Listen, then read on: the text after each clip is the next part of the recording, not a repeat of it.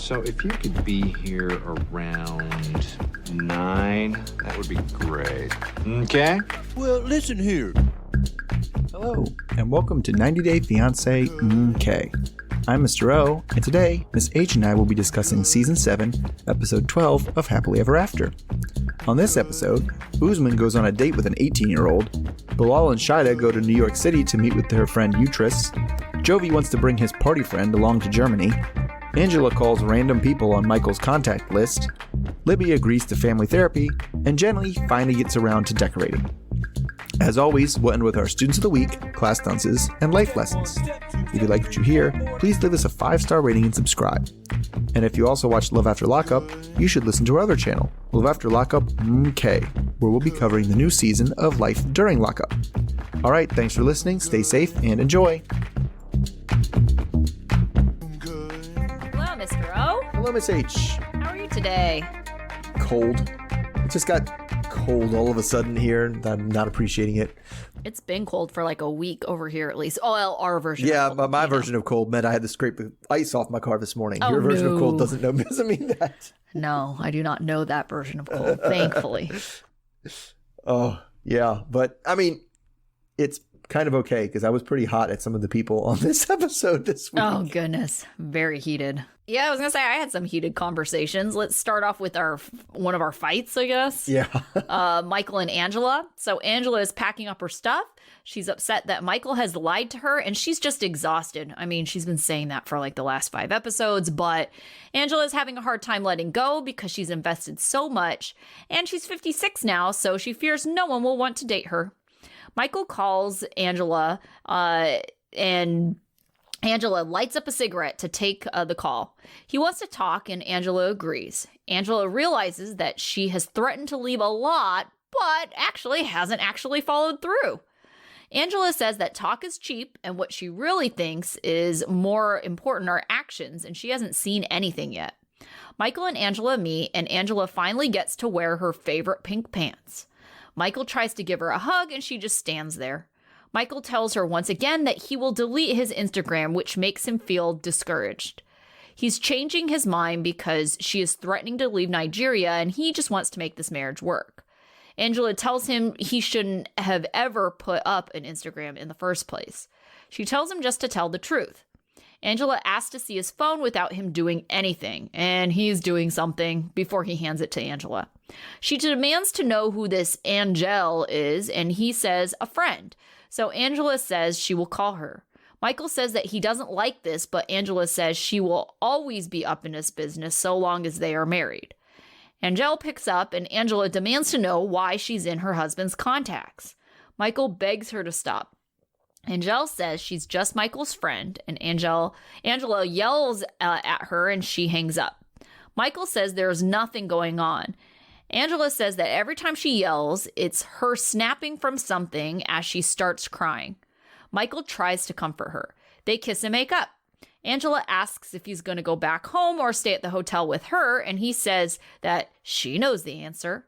Michael recognizes that he needs to do something for her to know that she can't control him. Okay, so Michael's, he's giving in. I mean, all this drama, all season long, just for him to actually give in. Mm-hmm. But, the reason why he was so stubborn on his point was he doesn't like this idea of Angela controlling her, and controlling him, and he doesn't want to feel like he's in this marriage where he's completely controlled. So now he says that he has to do something so she knows that she can't control him. What do you think that something is? I have no idea what he's talking about. I really don't, because she does control him. Every time she does control him 100%. Yeah. And every time she mentions like the things you did to me, every time, all that is him grabbing any bit of independence at all. And she's like, do you see what you did to my heart? You pained my heart. Like she uses, and the way she co-opts the language of victimhood and talks about her pain and her hurt, because he has a person in his phone that she doesn't know. And that's what he did to cause her such pain. He opened an Instagram account, and she acts like he cheated on her. Like, and it's crazy. And like, so I don't know what he could possibly do. He can't change his phone's password. Like, what level of control could he have that wouldn't get this reaction from her? There's absolutely none. I do not have any idea what his plan could be because he has no control.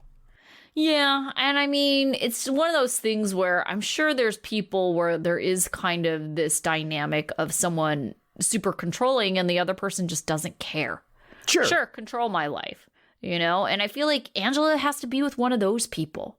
Like, she can't be with someone who wants independence in any way. I think people are okay with that, and there's always a time-limited thing. At some point, you're just you can't keep doing that. It's not a life. It's not a sustainable future. And the thing is like, yeah, the part where she's like, nobody's going to date me because I'm 56 or whatever. That's not why nobody wants to date you. Right. It's because you're a controlling monster. That's why nobody wants to date you.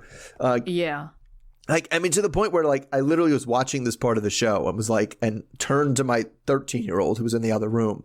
It was like, if you are ever dating someone that rips your phone out of your hand, calls a random contact and says, I just want to know why your number's in my phone, you need to break up with that person immediately. All right. That is such a, like, huge violation of, like, your personhood. It's like, it's insane. Yeah, it also shows absolutely no trust. And, you know, I know Angela would argue, well, this man has never given me anything to, like, say that he's trustworthy.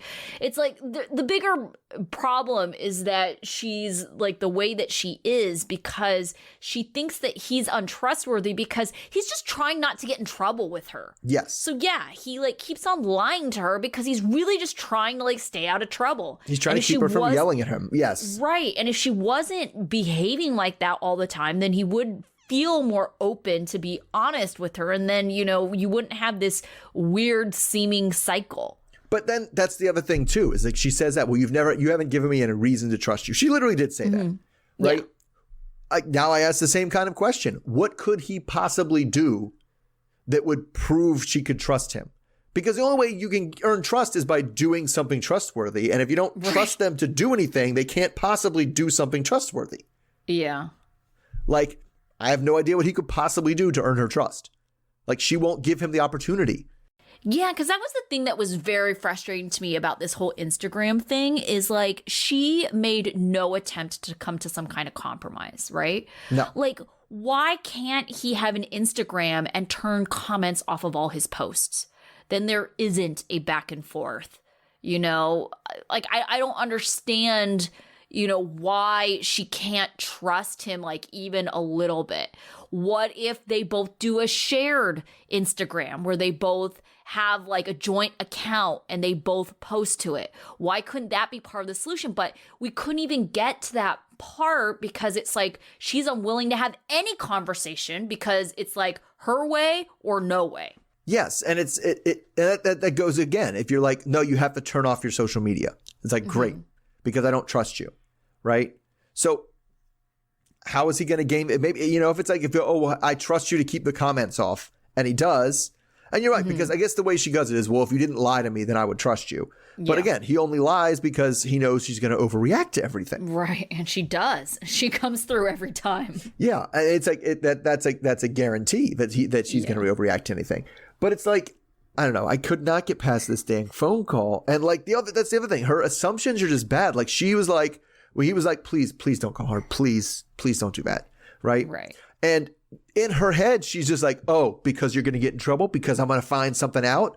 Where it's like, just have a little bit of empathy and think about who is in your phone contacts. Like, right. And I have a whole bunch of people that are in my phone contacts right here that I have no romantic interest. I have no really interest in doing anything, making anything else happen. But if you called them and said, I want to know why your number's on his phone, I would be mortified. Oh, sure.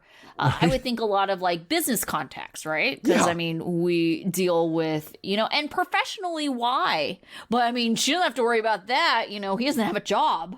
Right. But even if it wasn't business contacts, right? If it's like, because it was the way, somebody, because, you know, I don't even know, my contacts all blend together. It's my email contacts, stuff like that. Could be somebody from high school.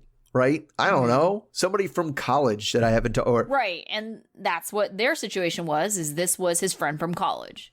And they both, she said that to like back up his story. And then she did but that's the other thing too, is then the woman hung up on him. I was kind of rooting that the other one would be like, why are you calling me? Are you insane? Right. Are you a psychopath? What are you doing right now? Like, I wanted the woman to say that back to her instead of just hanging up on her. Although hanging up on her was the right choice. Oh, sure. But again, Angela's going to be like, oh, she hung up on me. Well, I know what that means. Like everything that happens is going to point to the story she made up in her head.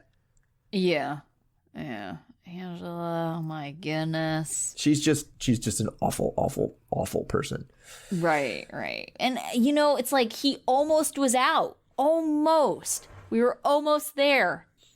Yeah. And now we're back at square one. Yeah, does he want that visa that bad? That's all I can think of. Probably. All right, let's go. Let's move on to, let's go to Yara and Jovi.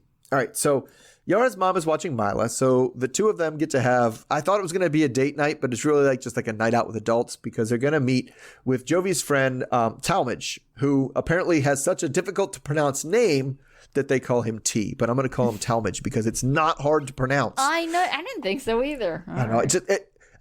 I teach at a school with people with an incredibly diverse school with all these international students, and like that's actually something that gets under most of their skin. Is like it's xenophobic and like borderline hateful when the teacher's like, I can't pronounce that. Like it's disrespectful. But anyway, Talmadge is an expat from Georgia who's living in Germany. And for some reason, for a long time until he talked, I thought it was going to be Georgia the country, but it was Georgia the state. I assumed that. I didn't go. I thought they're in like Easternish Europe. I was like, oh, he must have met this guy from Georgia the country as they were going around. But like, no, it was, and his name was Talmadge, and it's Georgia the state, so he's American. Anyway, back in Jovi's pre-marriage days, him and Talmadge would have some wild times all over Europe, including Ukraine. And it was actually he was the first guy that brought Jovi to Ukraine. So anyway, Talmadge says that he thought that he and Jovi were going to be travel buddies for a long while, but he got hitched to Yara and that all changed. So in fact, Jovi says that without him, he would never even have met Yara. But like lots of buddies, Talmadge is going to try to get him into some trouble in front of his wife about all the girls they met up with when they were in Ukraine before they met her. So it's news to Yara, who didn't know that Jovi had messed around with other Ukrainian girls. She just is like, he told me he had one other girlfriend. And I was like, I don't think he considered these girlfriends. So it's like, does he consider strippers girlfriends? Right? That's what I'm saying. So anyway, then Jovi brings up his end, which is the Yara apartment shopping in Prague. And then they bicker about whether or not she was hiding things from him, because he assumes that she knew that she was going to come look for apartments before she got here. And she kind of thinks like, no, that was something that came up while we were here. So Talmadge kind of thinks that Yara's being unfair and expecting Jovi to be a mind reader. And Yara thinks that you're a bachelor who's, sleeping with lots of women or whatever, and you don't know anything about marriage. So then they talk about what the plans are to do in Europe next. And Yara says she's going to visit a refugee friend who's living in Germany right now. And Jovi asks if Talmadge can come along, which Yara doesn't like because she thinks that means that Jovi's going to turn this into a party trip. All right, so I start with that. What do you think the chances are that this turns into a Jovi party trip? Oh, 100%, because look at how he keeps on referring to this trip to Prague. As a vacation. He keeps on saying vacation, vacation, and he even made some comment about how, they have really good beer in Germany. Yeah, 100% this is a party trip.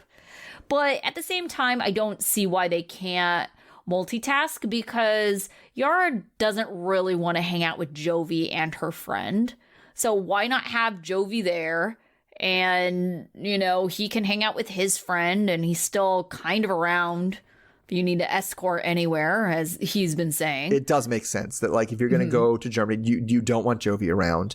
But you also don't want to spend all day talking to your refugee friend, right? And trying to figure out what those deal with, just to go back and have your drunk ass husband, like, showing up, like, with a big, with more beer, being like, yeah, let's go. Woo! Yeah. That's not good either. Yeah, I do think that Jovi, needs to be a little bit more giving on this trip. I feel like he has been kind of selfish. I think it is a culmination of, they were in America. Yara couldn't leave, so it's not like they're going on vacations because it would be weird if Jovi went on vacation without her. They have a child. It was the pandemic. You're talking about a guy who used to travel internationally, go on vacations anytime he had time off. And to go from that and living that lifestyle to what they are now, like, that's why he's itching to get out and be like, this is a vacation. Right. So I'm not saying that that's right in any way, but it's like, same time, Jovi kind of has to like just simmer down and recognize that this is not one of those kinds of trips. Yeah. But yeah, you're right. This is a guy who was used to taking, and I think the pandemic hit him hard because he's used to taking multiple of these kind of trips a year. Let's go to this part of the world and get drunk there. And then we'll go to this other part of the world and get drunk there. Like that's his MO. That's what he enjoys doing. And he hasn't been able to do it for a long time. Right. So, yeah. And that's got to be kind of tough on him. But I mean, thus is life, you know, like that's what you have kids. That's what kids do. Yeah. Most of these things would have still been the same way, even if the pandemic had never happened. You know, like if he had still married Yara, like they still wouldn't have been able to leave because of her green card situation, and they have a kid. So it's, you know, this was going to be his life. Yes. Yeah, it was. All right. Moving on to Libby and Andrei. So Libby, Andrei, Ellie, and the grandpas are all visiting an alpaca farm a day after the big pregnancy announcement. None of the Florida family has reached out to congratulate or respond to the pregnancy news via social media. Libby and her dad, Chuck, go off for a talk. Chuck is concerned that Libby's sisters and mom were involved in the pregnancy announcement. Libby tells Chuck she is just feeling tired and that she is just going to focus on being pregnant, so she's going to put her singing career on hold. Chuck said that he's disappointed that the family wasn't there to share in the news. Libby understands her sisters might be hurt, but she's been hurt over some of the decisions and things that they have said, especially when it comes to her family. Chuck says that Libby needs her family, especially when things get tough. He's been wanting to stay out of all of this drama and let the girls figure it out themselves, but he would hate to see them all on the outs when she's in need. Chuck brings up his cancer diagnosis and says that he didn't live just to see a fractured family. Chuck suggests that they all go to family therapy when they get back to Florida. Libby says she will try it once, but if it's negative, she's not going to go back. It's their last night in Arizona, so the grandpas are watching Ellie as Libby and Andrei get a date night. Libby brings up a baby moon, and Andrei thinks that this is all very American thing to do. Libby says she better be getting a push present this time around. They are planning a gender reveal, and they are looking ahead to who they will invite. Andrei doesn't think they should invite her sisters since they haven't heard from them since they made their announcement. Andrei wants to protect Libby from her family. Libby tells Andrei about her dad's request to go to family therapy. Andrei says that he doesn't care, so whatever, and he doesn't respect them. Libby thinks it could be good, especially if they come to some kind of resolution. Andrei says that they don't really have therapy in Moldova, and if there's a conflict, you just don't see that person. Andrei then gets curious if he puts them on the spot if the therapist will back him up. Libby says that it's not the right attitude to have, but Andrei agrees to go. All right. So do you think that Andrei specifically is going to have an open mind in family therapy? I believe he told us that he was not at the very end there. Like, he literally did the classic thing, like, yeah, therapy, that sounds like a great idea because the therapist will tell them how wrong they are.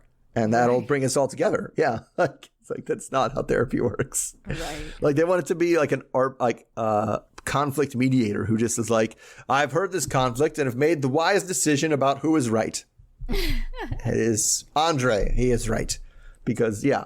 But think of it, that's a theme we've seen. If you go into therapy thinking like that the therapist is there to correct the other person, it's going to go terribly. And this is going to go terribly. Yeah, I mean, haven't we seen, like, in the season previews or whatever, like, their attempt at this? And oh, yeah, it's very much, I think I've seen that there's going to be a ball, and there's, like, people talking over each other, talking even though they don't have the ball. You don't have the conch, like, shut up, piggy, all kinds of stuff, yes. Like, right.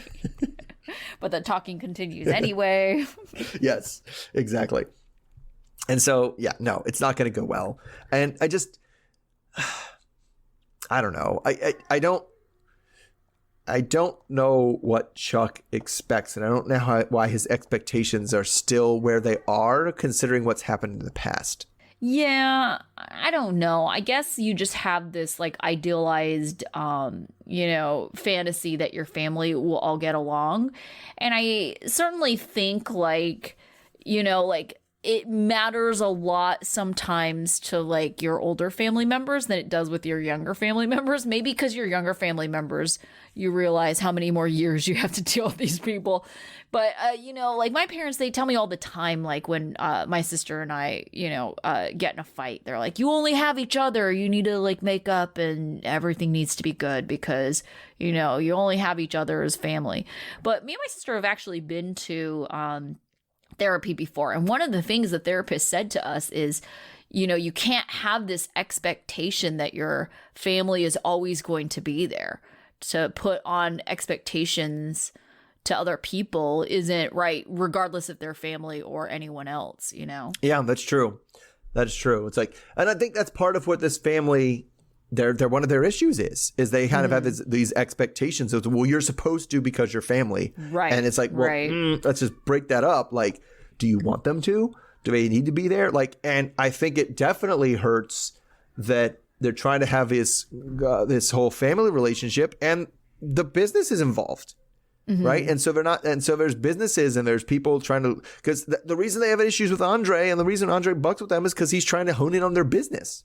Right. Yeah. And so once you have the business and the family stuff just intermingled, it just makes everything worse. Yeah, it's kind of frustrating to me. And I mean, I don't know their business, so well, but, that it's like there isn't enough to go around. Yes, that's what it sounds like. Apparently not. Yeah, there's not enough to go around and they're all fighting for it. And they think that the Chuck's children instead of the in-laws should get first dibs. And that if Andrei gets any of the dibs when they still are hungry, then that's him going against the family and coming in between the family and trying to break. I don't know. It's just they're just all and they're all petty people. Like it's really hard to get along with people when everybody involved is petty. Yeah, well, they definitely are. Okay, can we also this is the bougiest damn family we have on this show, aren't they? Yes. They didn't just they had a rented Escalade when they went to the llama farm. Like, oh my God. I don't know. Maybe they were expecting to bring a llama home. An alpaca. Yeah, it was alpaca. I mean, between that and the insistence on push presents and bump, I don't know, what else was there? Push presents. Baby moons. The gender reveal party. Like, how many times are they going to celebrate this kid, man? Like, what? Hey, the push presents for the mom, and I'm all for it. I mean, whatever. It's not something that was even a thing when I had my kids were born. Like, it was like, what about the push present? I was like, what? The what now? The what? I don't know what you're talking about. And the baby moon just sounds awful. Like, why do you want to go? To me, but it's because that's what I do. But it just sounds like, I get you have one last vacation before the baby comes. First of all, that's only supposed to be before your first baby. The second baby, what are you going to bring the other one with it? That makes no sense. But then it's like, well, let's go on our big long honeymoon trip. Only one of us can't drink at all. Yeah, she's pregnant. Like that's true. That sounds less than ideal. And can't drink and might feel really shitty like the whole time. Yeah, depending. Hopefully you're far enough along where you're not going to give birth, but far enough along where you're also not. But there's still discomfort, right? I know there's no it's just an increasing level of discomfort as you go along. Absolutely. There's nothing about pregnancy that seems like a vacation. Yeah, exactly. So, all right, going on to people getting hurt and doing things. Let's go to Jenny and Sumit. So Jenny is at the doctor and we have to see it. So she tells us that her daughter Christina and her wife Jen are coming to visit. And while she was trying to hang up some pictures, she was standing on a chair that collapsed or fell over and now her shoulder hurts. So it's still bothering her a few days later and that's why she's here. So the doctor says it may be a muscle or ligament tear and there's nothing broken, but she's going to need 10 days of PT. She says physical therapy and then proceeds to do something that's not part of physical therapy. But anyway, this makes Sumit worried about her fragile old body And it's one of those moments where he really notices their age gap, which gives him pause, for telling her that he's kind of telling people around that he wants to try to have a child to win his mom back. So anyway, they start the treatment for her, which it looks like some acupuncture needles that freaks Sumit out because he's scared of needles. So scared that he said he's fainted 3 times getting blood drawn. Oh, God. So while she's sitting there and he's just like, is it a needle? I feel like it's in me. It's stabbing me in the stomach. I just feel like, she tells him this is why he can't work 7 days a week because how is she going to get to the doctor if he was working? So he wants to work on reducing her dependence on him so that he can work more. And then she leaves in a sling. But back home, she's taking the sling off because she's like, it just makes my shoulder hurt worse. She also has to clean to impress Christina. And I don't know, I feel like they trolled her with this because they keep showing her mopping the floor right next to this electrical outlet that's just like hanging off the wall. Oh, it's like nothing is put together. Everything's broken. And also they go and like dust off this table that just has water rings all over it. So anyway, as they're cleaning, Christina and her wife Jen get there and it's all smiles and hugs from everybody.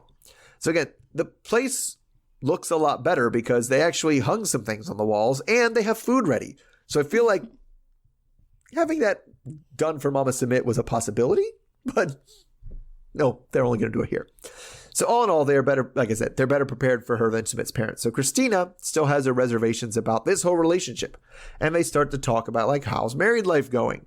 Which quickly leads to talking about how and if his family will ever accept Jenny and the relationship.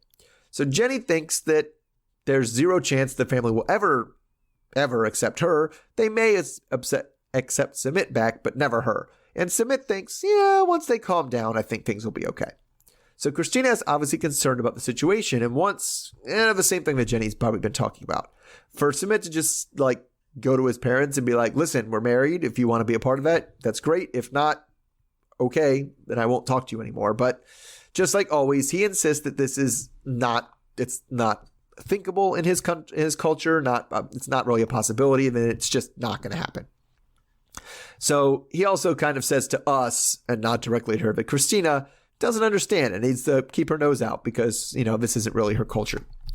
All right. So I guess it's always the question, like, it seems like both of these people, for people that married people from very different cultures, both Sumit and Jenny are just at a refusal to understand the other person's culture and what we're talking about. And like, I don't know why that is or how that they think that's going to work. Yeah, I don't know. I think Sumit I think this is why he's so resistant to visit or go to America, is he's just like, well, this is how it is here, so you just have to get in line. Right. So I think he thinks that, just by nature of where they are, like, she'll just have to kind of accept it. And Jenny is probably thinking like, oh, well, I am your partner. I have already made so much sacrifice to be here. You should accept my culture. So I think like they both are starting off with a premise that the other one probably isn't on board with. Right.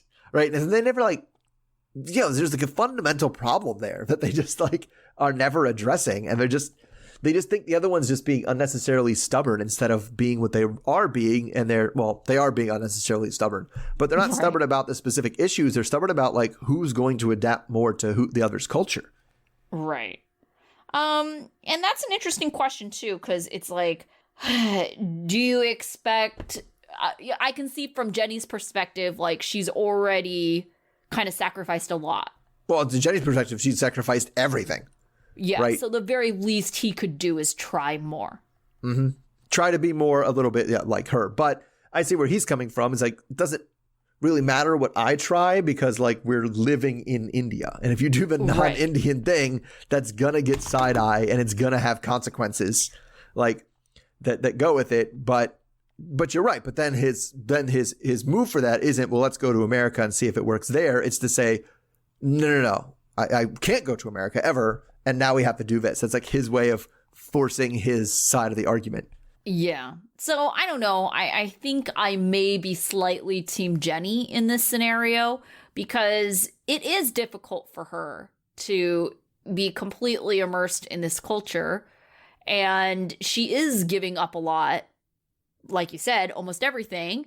And he should be trying to make her life, like, you know, as homey, as familiar as possible. Right. Because if you remember, he was into the part where it was like, vacuum cleaners, no, we don't use those in India.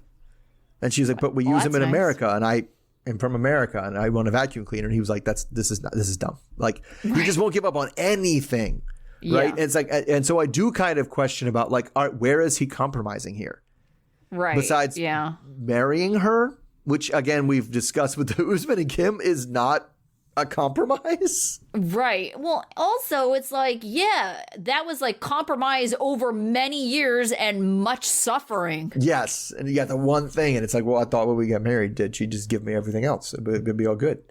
I mean, and we know the one sacrifice he's not going to make is doing anything that involves needles. Oh God. That was, wow. Like I would say I say I used to be not so great with needles. I think now at this point, whatever. You know, especially after COVID and flu shots, I feel like I'm getting stuck like every couple months, right? Yeah. And, you know, it's one of those things that's half done. But I'm like, I feel like by I guess it also, that's what really gets the age gap for me. And I was like, oh, this guy is so young. He hasn't gotten that many blood tests done. Oh, goodness. You know? Yeah. Yeah, that's just, I don't know. He just seems like he is a difficult person to like deal with, right? Yeah. And I think it's one of those things where he doesn't come off that way because he does come off as very like jovial, like, you know, eager to please. But, you know, it's like he seems real stuck in his ways. He very much is. But you're right. The way he's stuck in his ways sounds nice. His tone isn't off, right? But if you're like, hey, could we maybe, you know, do the toilet paper like overhand style instead of underhand style? He'd be like, oh, well, that's nice. I see what you're saying there. But, you know, the way we do it is overhand. And that's just how we do it. Yeah. So we just do it that way. Or the underhand, whatever it is. But he just says it. He's like, oh, I hear what you're saying, but we do it the other way. So we're going to keep doing that. Yeah. So he certainly has this very pleasant demeanor, but it's like strip that away. You're kind of like, he doesn't seem that easy. No, he just says no to everything. He literally just says no to everything. Right. And then has his own demands. Yeah. All right. So moving on to other people that are difficult to get along with, Bilal and Shaeda. So Bilal and Shaeda are packing for a trip to New York. Shaeda is actually impressed with Bilal's packing skills and asks him to teach her. Shaeda is disappointed that nothing seems to be coming together with the yoga studio or with the baby. She's frustrated that Bilal seems to keep delaying what she wants. They are going to New York to meet with Shaeda's friend Utris, who is flying in from London. Shaeda has always dreamed about going to New York. Bilal is hoping to be romantic and show Shaeda that they won't be able to do things like that once they have babies around. Utris has not met Bilal, but she knows about their conflict in child timelines. So Shaeda foresees some issues because Bilal and Utris both have type A personalities. Shaeda's first impression of New York is loud and smells like a posy, which in Trinidad doesn't mean a flower, but actually it means urine. Shaeda is in awe of the city skyline. She hints to Bilal that she wants to be trying to have kids on this trip, and Bilal says they should just have fun and not worry about anything. Shaeda is hoping that they will have some answers one way or the other in New York, and Utris will help motivate those difficult conversations. Shaeda and Bilal are touring the city, where Bilal buys Shaeda a rose and they go to Times Square. Shaeda thinks it's beautiful and romantic. Shaeda is caught up in everything, calling Bilal the perfect guy and alludes to having a good time in bed where they can make a baby. Bilal says that making a baby on this trip is just not happening. Shaeda and Bilal are meeting up with Utris. Shaeda asks what Utris thinks of Bilal, and Utris says that she hasn't forgiven Shaeda for marrying him before she was able to actually meet him. Bilal says that a relationship is between two individuals, and they want to keep things private. He doesn't think the relationship is about her, and Shaeda tells him to relax. Utris tells him he is being mean and rude and says he looks tense. Bilal thinks that she's aggressive, and he gets the impression that she doesn't like him. Bilal then calls her nosy. Utris feels uncomfortable, and Utris is worried that Shaeda is overlooking some red flags. Utris thinks Bilal is being evasive, but Bilal says he's confident and has nothing to hide. Shaeda is feeling uncomfortable because she wants them both to get along. Utris says she never said anything disrespectful to Bilal, but Bilal says that she has been giving off bad energy this whole time. He says that as Shaeda's best friend, she should know all the things he's done for her. Shaeda is trying to change the subject by asking them what they're going to order. Utris is put off of food and thinks this is a serious situation. All right, so they both kind of came in hot, but who do you side with, Utris or Bilal, in this brief exchange? I mean, honestly, probably Bilal. Like, and not saying that he's all that thing, but I'm like, you're this person's friend. I don't just if somebody comes to me, I get where he's coming from more, I guess. It was like, because she came in very aggressively, like, yeah, and he was like, nope, that's none of your business. So I don't know what you're talking about. And she's like, my friend is not my business. He was like, I don't know you. Like, what are you talking about? Like, that's kind of the, and then so I guess I don't know whose side I am on, or in terms of who was more right or more wrong. I just feel like I got the impression that she was the aggressor and he was like counterpunching more than anything else. Yeah, I don't know if I exactly saw it that way. I think that, okay, I don't not see it that way. I do think that Utris was definitely being more straightforward than Bilal was at the beginning. But then Bilal almost immediately took this like forwardness as, oh, you're aggressive and there's this negative. And so then he was incredibly rude. I wouldn't say that anything Utris said was flat out rude. I mean, she definitely called him out on his bullshit, saying that he was being mean. Yeah, but he was being, I don't know. I feel like she started with, so hi, how's it going? My friend tells me you're an asshole. So why don't you talk about that? And he's like, the hell are you talking about? Like, you, what? Like I didn't see it that way. I mean, she didn't actually say, and if anything, no, but Bilal she was also like, that, but she came in really hot with, so let's talk about the problems in your relationship with my friend. And it was like, that's what you want to, you're meeting me the first time and that's what you want to talk about? That's where you're going to go with? Let me talk about the things that I did my friend wrong, not heist to meet you, not anything. So it may be, I don't know, it was like, I was going to say it's British, but it's not British. British people have, they have pleasantries first before they get into fights. They don't go straight at it. Well, I don't know. My mom is actually British and I don't know if I can speak for British people, but she's very straightforward. I don't know.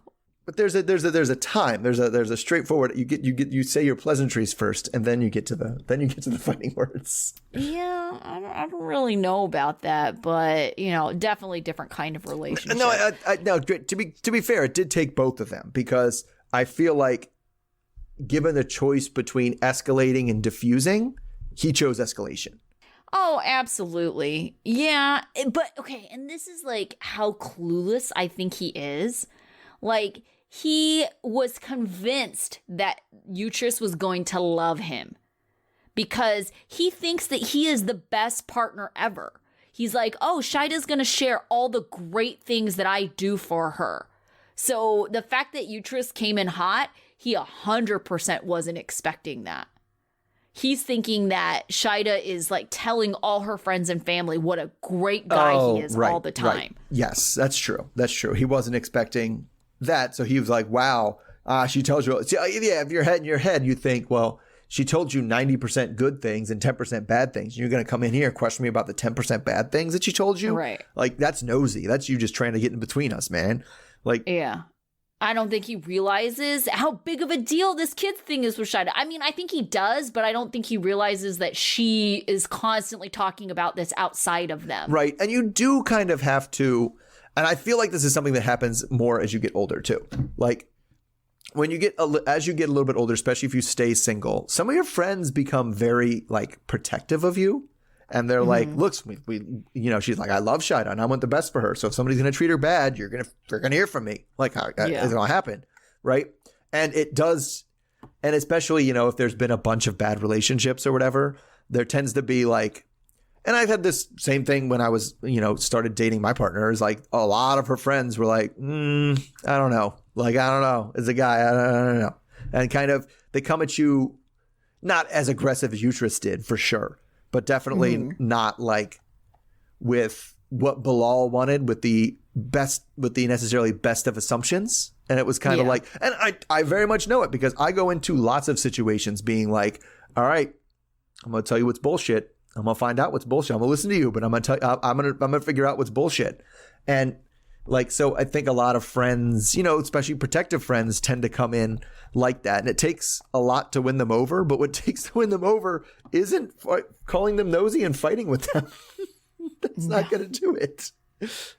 Yeah, definitely not. I don't know. This is just a difficult situation. I want Bilal to get a reality check of Shaeda's like all this anxiety and like sadness, right? No, I think you're true because I think based on this conversation, he does kind of think, listen, this baby thing is just a flighty flavor of the month thing. If we just ride it out, she'll stop talking about it and then we can move on, right?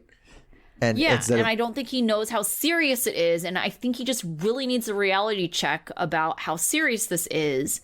And that's why I'm like, go Uterus, but it's not starting off because as soon as he gets defensive, he's not putting any kind of validity or, stock into this. That's true, because he does when she's like, well, what about this baby thing? She's already, his first start is, well, why do you even know about that?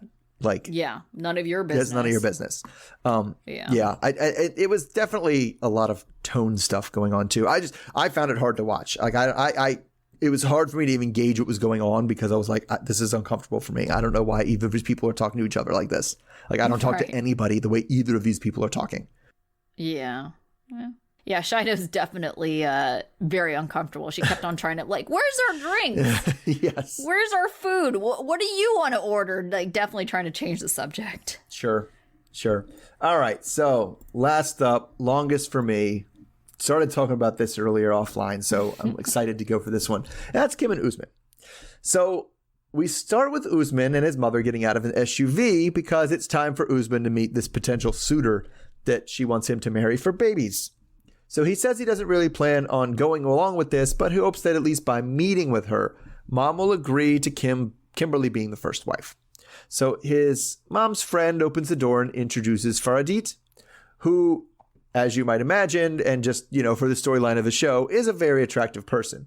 But I don't want to talk about how attractive she is or anything because she's 18 years old. Yeah, so young. Oh my God. Half of his age. Yeah. So it's like is she even closer to him than Kimberly is? Or is it just that much younger? Is. Yeah.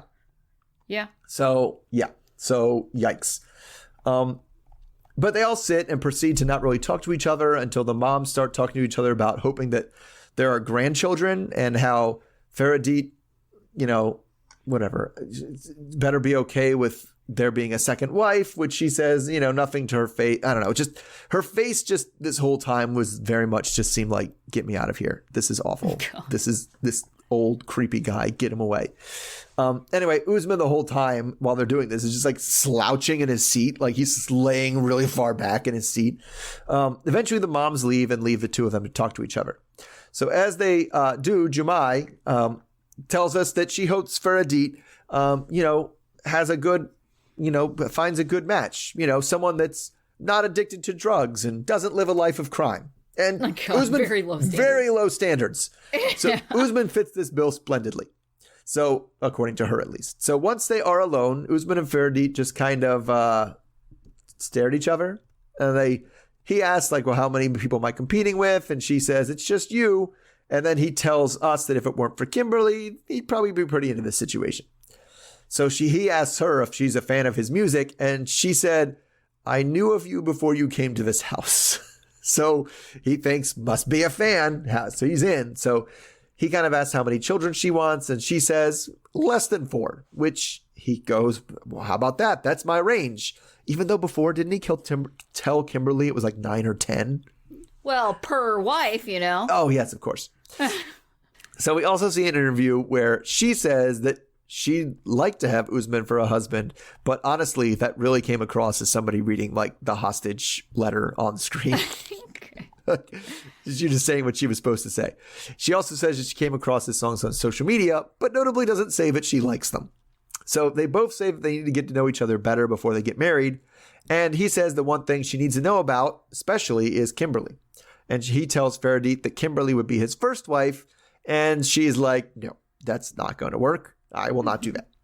So knowing that she has and she knows at this point that she has the upper hand because she knows she knows what his mom wants, and that's for her to be the first wife. So he says he isn't worried about it. They'll work it out before getting her phone number. So the date is over, and Usman says, they exchange numbers and everything, but it's too early to decide on the matter. Usman is not sure how it's going to work if both of the women demand to be the first wife.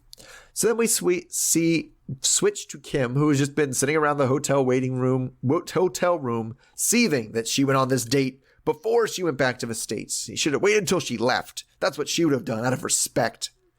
So he tells her that the date was fine, and they spoke, but, it was just okay, and it wasn't love or anything. Then he tells Kim that he told his mom they need time to think about it. So even though mom didn't say anything like this, she didn't hint at this at all yet. They think that her loyalty is going to win mom over. So then Kimberly tells Usman how much she isn't ready for this, how she just proposed to him last night, and now he's on a date. It's so weird. It's so bad. And at this point, she even notices he's not wearing the wedding ring, which he didn't wear because he thinks Faradit's not an idiot and also has access to American media and probably knows what the ring would mean. So then he starts to defend himself by saying that it would be saying no to his mother and lots of stuff. So anyway, they end up not fighting and hug it out. So the drama isn't over, though, because on what I assume is the next day, what Kimberly says is the last day there, Usman's mom has demanded an emergency meeting with them, and no one knows what it's about. So they wait in a park, and this is just like sitting next to Usman, just being, I love you, I love you, I love you, I love you. And eventually Muhammad and Fatimatu show up. She asks Usman why he wasn't satisfied with the woman she brought him. But Usman just said that he hasn't made up his mind yet. He needs to get to know her better. So Muhammad tells them that the family, have drafted an agreement on behalf of the entire family, and they want to read it here. So he takes it out and gives it to them, and it sounds like it might be some weird prenup thing, but it's an agreement that allows her to be the first wife. It is the blessing that she's been waiting for. Aww. So she swiftly agrees, and Usman thanks the mother, and there's all smiles on their faces. So Fatimatu says that it was Kim's persistence and good attitude that made the difference. So then it's just a lot of yays and happy music. So were you surprised that she ended up giving the blessing? Yes and no. I was surprised that it was this episode. Yeah. I kind of thought long term, I was really shocked that she kind of stuck with her guns, the 2 times that they had asked. Yeah. So, I mean, yes and no. I think this is an odd time for her to agree to it, where to me it seems extra staged.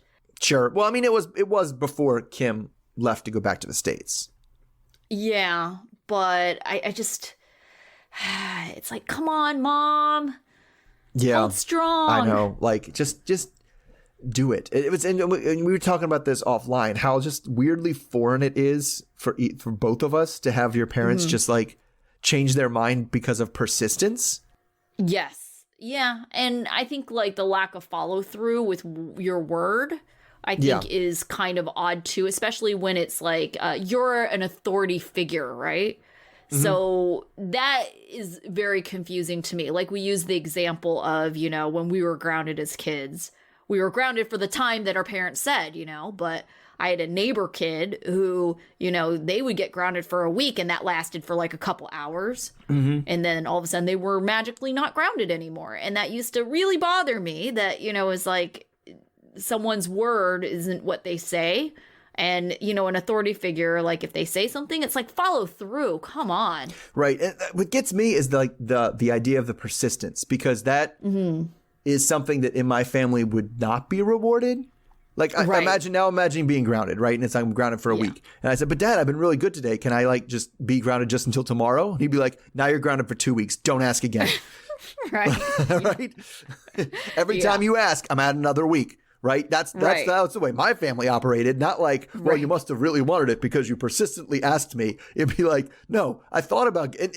Or like a toy or whatever it was. Like if I was bugging him and I asked more than once, it would have been like, well, the second time you ask, you're definitely not getting it. That is not going to happen. Like, right. Because it's really, quite honestly, I kind of see it as like the persistence is like kind of a lack of respect in a lot of ways, right? Because you're not respecting that their word is what their word is. But I definitely feel like it's part of a growing, either it's generational or American, but it's like, I think that this generation kind of coming up, and we see it with our students, is doesn't hurt to keep asking. So they will. It's like, doesn't cost them anything. And it's just like, sometimes I really want to be punitive with them when they annoy me when they ask so many times. Like, I've already said no. But you know what is we've talked about this in our own lives. How much of life things have I missed out on because I just I don't ask for things. Right. And it's like and because the squeaky wheel gets the out in the real world, you actually do have to ask for what you want. People don't just like give it to you. Yeah. Yeah. But at the same time, once I say no, to me, that's like, stop asking. Yes, that's true. But they don't see it that way. They're very persistent because, like, it doesn't cost anything to keep asking. Yeah. I think it's the sad faces. My like, patience. And then, it's like, I just finished the quarter, so I know what all this asking stuff is about. But yeah. Oh, I know, right? Grades. Yeah, it's all about grades. Can you please accept this late work, even though I know you have a 0 tolerance late policy? Yeah, no. Even though you already gave me 10 days to do it, and it's 15 days late, and I haven't done anything else this whole quarter. I mean, I really, it's going to hurt I'm going to colleges now, and it's going to hurt my applications. I'm like, well. And that's something you should have thought of. That sounds like a you problem. Yeah. But yes, and that it just like, I don't, so it's just, and I do think that's a huge cultural difference. I think other cultures very much kind of have this, no, you must keep asking if you really want something. And if you don't really want something, you stop asking. And that's just very, very foreign to me. But I don't know. And then I could not get over this poor Ferdy, man. Yeah. Like this poor girl.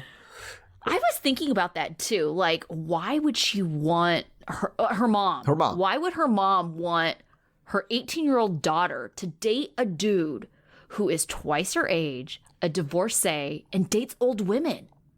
She's got to know all those things, right? Yeah, and it just it just struck me as either a person or a culture that just doesn't care about women. She's like, she's 18 now. She's costing me too much money. Get her the hell out of here. Marry her to the next person that comes around.